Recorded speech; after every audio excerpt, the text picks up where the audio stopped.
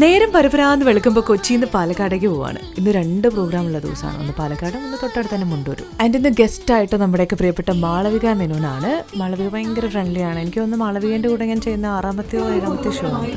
പാലക്കാട് വീണ്ടും നവീകരിച്ച ഈ ഔട്ട്ലെറ്റ് നമ്മൾ സമ്മാനിക്കുമ്പോൾ നമ്മുടെ വിശിഷ്ടാതിഥിയായിക്കൊണ്ട് പിന്നെ എൻ്റർടൈൻമെൻറ്റ് പ്രോഗ്രാമിന് വേണ്ടിയിട്ട് ആർഷയും വിനീഷും ആണ് ഉണ്ടായിരുന്നത്. ലഞ്ചിന് അവർ നമ്മളെ കൂടെ ഉണ്ടായിരുന്നു. ലഞ്ച് കഴിച്ചത് പാലക്കാട് തന്നെ കടൽ കാന്താരി എന്നായിരുന്നു. ഞാൻ ആദ്യമായിട്ട് അവിടെ പോകണം കേട്ടോ.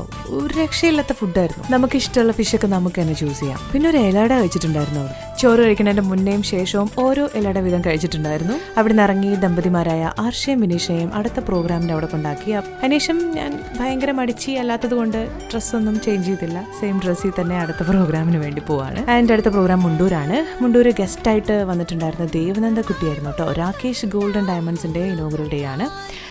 പിന്നെ ദേവനന്ദ മോള് സംസാരിച്ചു.